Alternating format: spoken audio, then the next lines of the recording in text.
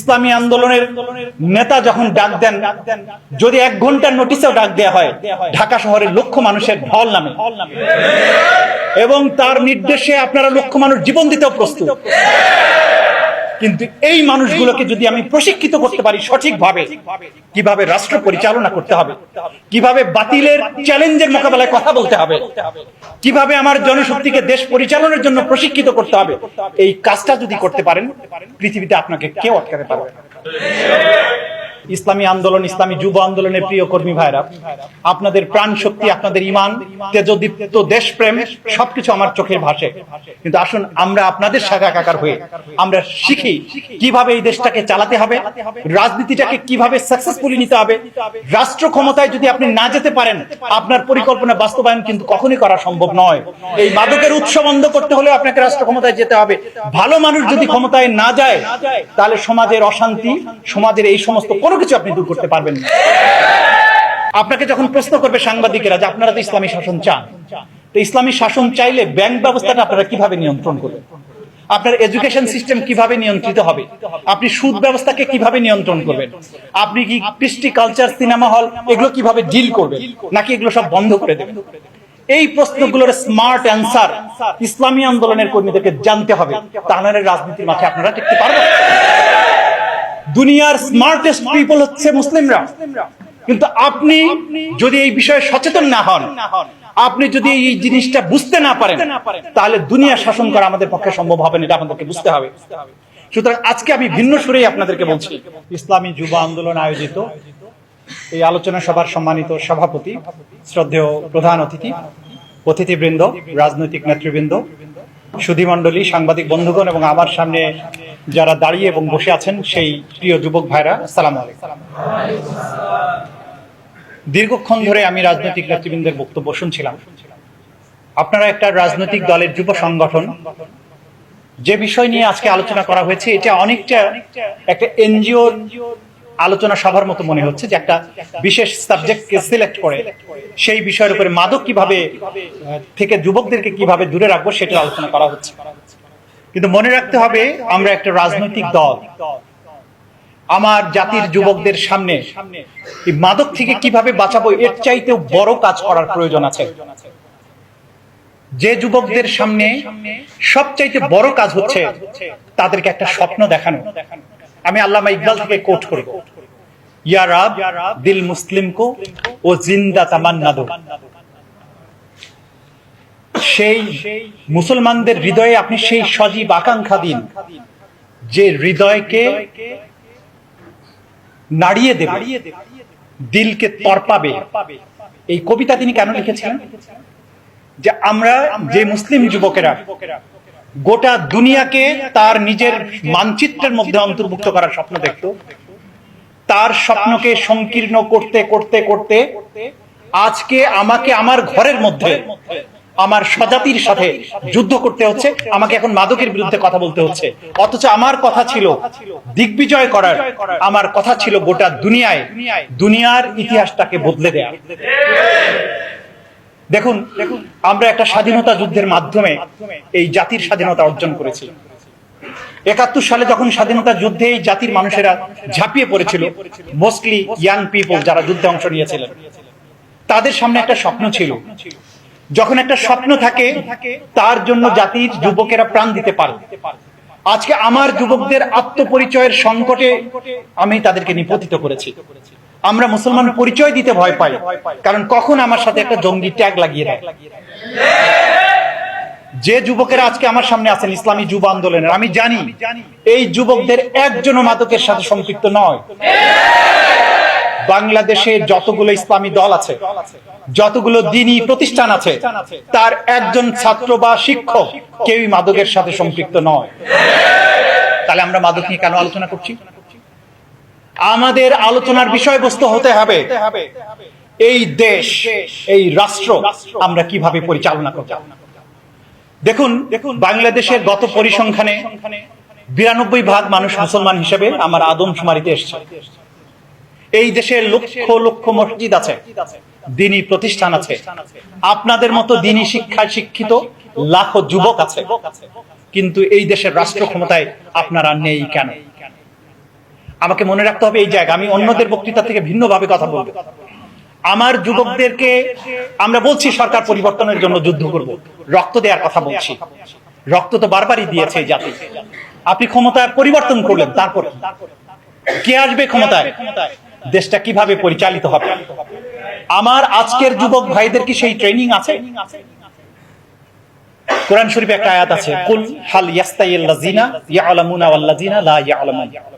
রাসূলকে আল্লাহ তাআলা বলছেন, বলো যে জানে আর যে জানে না সে কি সমান? তাহলে আমার যুবক ভাইরা যাদের ঈমানের দীপ্তি আছে, শাহাদাতের তামান্না আছে, দেশ প্রেম আছে, কিন্তু তাদের হাতে শাসন ক্ষমতা নেই কেন? এর জবাব আমাকে খুঁজতে হবে। আমাদের প্রত্যেকটি যুবককে সেই স্বপ্ন দেখাতে হবে যেই স্বপ্ন দেখার মধ্য দিয়ে সে বাংলাদেশকে সম্পূর্ণভাবে বিজয় করবে, বাংলাদেশের শাসন ক্ষমতাকে তার হাতে নেবে, যাতে করে এখানে যে শাসনের স্বপ্ন আমরা দেখছি সে শাসন তার নিজের হাত দিয়ে প্রতিষ্ঠা করতে পারে। আপনি অন্য দলকে শুধু ফেলে দেবেন, ফেলে দিলেন, তারপর দেশটা তো চালাতে হবে।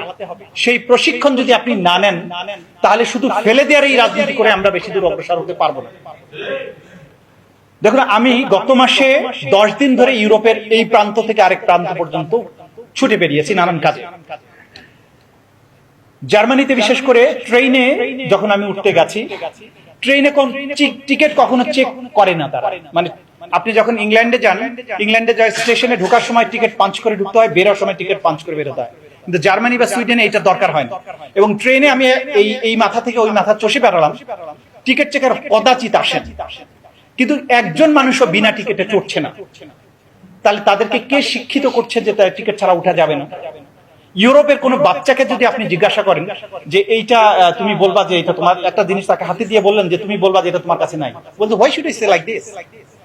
কারণ সে জানেই না মিথ্যা কিভাবে বলতে হয়, কেন বলবো। কিন্তু আমাদের দেশের বাচ্চারা প্রথমেই দেখবেন যে কোনো দুষ্টামি যদি করে, জিজ্ঞাসা করলে সে বলবে না আমি এটা করি নাই। তাহলে এই শিক্ষাটা সে তার মধ্যে জেনেটিক্যালি কিভাবে ঢুকছে? আমাদের শিক্ষা পদ্ধতি আমাদেরকে এইভাবে অমানুষ বানাচ্ছে। আমার ওই গোড়ার জায়গাটাতে হাত দিতে হবে, আমার এডুকেশন সিস্টেমটাকে চেঞ্জ করতে হবে।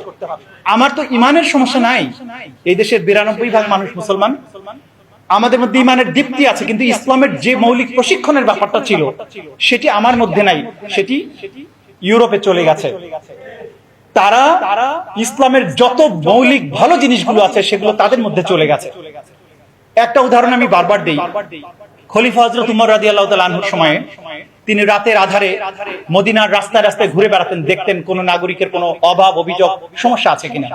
একটা বিখ্যাত ঘটনার কথা আপনারা সবাই জানেন যে একজন নারী তার কয়েকটা নাবালক বাচ্চাকে নিয়ে একটা চুলার মধ্যে বসে উনি পানি জাল দিচ্ছেন এবং বাচ্চাগুলো খাবারের জন্য কান্না করছে।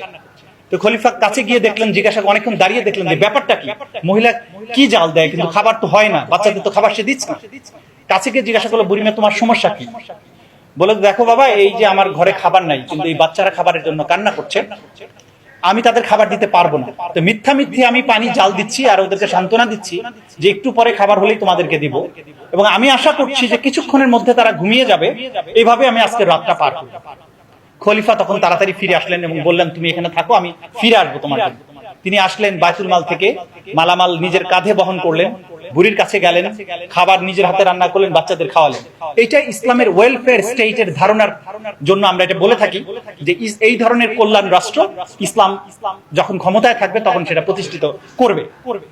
দেখুন, আজকে যখন বাংলাদেশে এই বিংশ শতাব্দীতে বা একবিংশ শতাব্দীতে দাঁড়িয়ে আপনি রাজনীতির কথা বলছেন, ইসলামের এই কথাগুলি যখন আপনি বলবেন, তখন আপনাকে কিন্তু মাথায় রাখতে হবে গত 2000 বছরের পৃথিবীতে যত বিজ্ঞান এবং প্রযুক্তির উন্নতি হয়েছে সেটা যা হয়নি গত 2000 বছরে, তা গত 50 বছরে হয়েছে।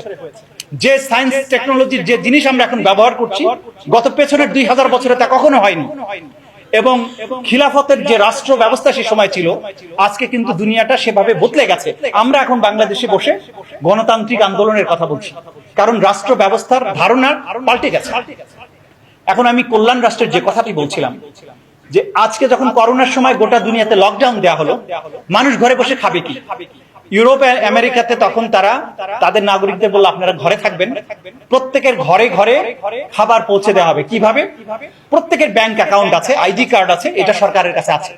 তাদের ব্যাংকে মাসের শেষে নির্দিষ্ট পরিমাণে টাকা সরকারের ফান্ড থেকে জমা হয়ে গেল।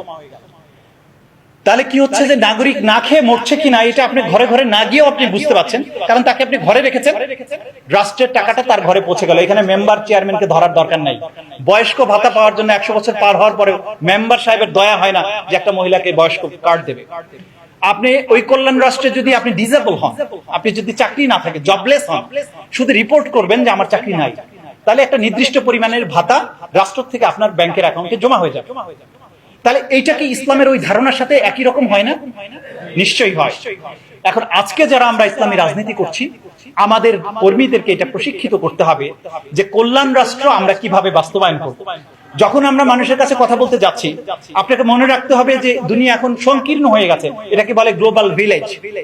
আপনাকে যখন প্রশ্ন করবে সাংবাদিকেরা যে আপনারা তো ইসলামী শাসন চান, তো ইসলামী শাসন চাইলে ব্যাংক ব্যবস্থাটা আপনারা কিভাবে নিয়ন্ত্রণ করবেন, আপনার এডুকেশন সিস্টেম কিভাবে নিয়ন্ত্রিত হবে, আপনি সুদ ব্যবস্থাকে কিভাবে নিয়ন্ত্রণ করবেন, আপনি কি কৃষ্টি কালচার, সিনেমা হল এগুলো কিভাবে ডিল করবেন, নাকি এগুলো সব বন্ধ করে দেবেন? এই প্রশ্নগুলোর স্মার্ট অ্যান্সার ইসলামী আন্দোলনের কর্মীদেরকে জানতে হবে, তাহলে রাজনীতির মাঠে আপনারা টিকতে পারবেন। দুনিয়ার স্মার্টেস্ট পিপল হচ্ছে মুসলিমরা, কিন্তু আপনি যদি এই বিষয়ে সচেতন না হন, আপনি যদি এই জিনিসটা বুঝতে না পারেন, তাহলে দুনিয়া শাসন করা আমাদের পক্ষে সম্ভব হবে না, এটা আমাদেরকে বুঝতে হবে। সুতরাং আজকে আমি ভিন্ন সুরেই আপনাদেরকে বলছি, আমি জানি ইসলামী আন্দোলনের নেতা যখন ডাক দেন, যদি 1 ঘন্টার নোটিশেও ডাক দেওয়া হয়, ঢাকা শহরের লক্ষ মানুষের ঢল নামে এবং তার নির্দেশে আপনারা লক্ষ মানুষ জীবন দিতেও প্রস্তুত।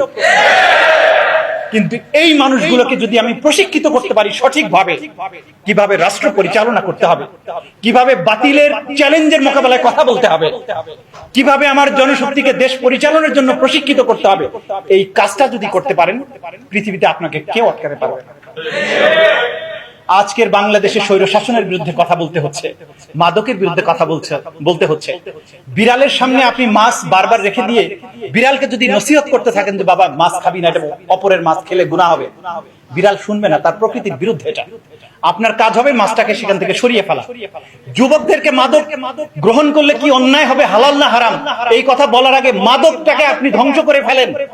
যারা মাদকের ডিলিং করে, যে ইয়াবা বদির কথা আপনারা অনেকে নাম বলতে পারেননি, যে মাদকের সিংহদার কক্সবাজার, আইনজীবী হিসেবে আমি জানি বাংলাদেশের যত মাদকের মামলা হয় তার শতকরা 90% কক্সবাজার থেকে আসে। আপনি ওদেরকে ধরেন, বাকি যুবকদের বাঁচানোর জন্য তো এত নসিহত করার দরকার হবে না। সুতরাং রাষ্ট্র ক্ষমতায় আপনাকে কেন যেতে হবে? আপনি যদি দুনিয়াকে সঠিকভাবে চালাতে চান, তাহলে আপনাকে রাষ্ট্র পরিচালনার পদ্ধতিটা জানতে হবে, অপরাধের উৎসের জায়গাটা বন্ধ করে দিতে হবে, তারপর আপনার এইভাবে বক্তৃতা দেওয়ার আর প্রয়োজন হবে না। আমি শুধু বলতে চাই,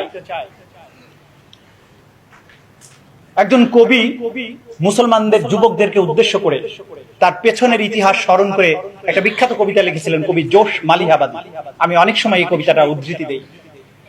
তিনি বৃদ্ধ বয়সে তরুণ এবং যুবকদেরকে বলছেন, আমার পক্ষ থেকে তরুণদের শুনিয়ে দাও, একদিন আমিও প্রজ্বলিত ছিলাম অগ্নিশিখার মতো, আজ আমার দুয়ারে হেমন্ত পৌঁছে গেছে আর তোমরা বসন্তের অনুগামী, কিন্তু কসম খোদার আমরা ছিলাম শিকারী, আর এই পুষ্প শোভিত বসন্ত বিহারে তোমরাই পরিণত হয়েছে শিকারী। আমার কথা কি বুঝতে পেরেছেন? যে আমরা তো দুনিয়াব্যাপী শিকারী ছিলাম, আজকে এই মুসলমানরা কেন শিকারে পরিণত হয়েছে? আজকে বাংলাদেশে বসে কি করে একজন মুসলমান দেশের মন্ত্রী বলতে পারে বিদেশকে রিকোয়েস্ট করেছে সেই দেশে ক্ষমতায় নিজেকে রাখার জন্য? এটা প্রমাণ করে যে আমরা আমাদের নিজেদের জাতটাকে নিজেরাই চিনতে পারি। আজকে আসুন ইসলামী আন্দোলন, ইসলামী যুব আন্দোলনের প্রিয় কর্মী ভাইরা, আপনাদের প্রাণ শক্তি, আপনাদের ঈমান, তেজদীপ্ত দেশপ্রেম সবকিছু আমার চোখে ভাসে, কিন্তু আসুন আমরা আপনাদের শাখাকার হয়ে আমরা শিখি কিভাবে এই দেশটাকে চালাতে হবে, রাজনীতিটাকে কিভাবে সাকসেসফুলি নিতে হবে। রাষ্ট্র ক্ষমতায় যদি আপনি না যেতে পারেন, আপনার পরিকল্পনা বাস্তবায়ন কিন্তু কখনই করা সম্ভব নয়। এই মাদকের উৎস বন্ধ করতে হলে আপনাকে রাষ্ট্র ক্ষমতায় যেতে হবে। ভালো মানুষ যদি ক্ষমতায় না যায়, তাহলে সমাজের অশান্তি, সমাজের এই সমস্ত কোনো কিছু আপনি দূর করতে পারবেন না। আমার বাংলাদেশ পার্টি এবি পার্টির পক্ষ থেকে আপনাদের প্রতি উদাত্ত আহ্বান জানাচ্ছি, ধন্যবাদ জানাচ্ছি। এই ধরনের প্রোগ্রাম আপনারা আয়োজন করছেন। আমরা পরস্পরের কথা বিনিময়ের মধ্য দিয়ে, পরস্পরের সাথে মিশার মধ্য দিয়ে আমরা একে অপরকে জানতে পারবো, আমরা দেশ পরিচালনার জন্য একে অপরের পাশে দাঁড়াতে পারবো ইনশাআল্লাহ। আমরা আপনারা সবাই মিলে এবং বিশেষ করে যুবকদের হাত দিয়ে আগামীর বাংলাদেশের ইতিহাস রচিত হবে। সেই দিনের প্রত্যাশায় আপনাদের সবাইকে ধন্যবাদ জানিয়ে আমার কথা শেষ করছি। খোদা হাফেজ। বাংলাদেশ জিন্দাবাদ। আসসালামু আলাইকুম।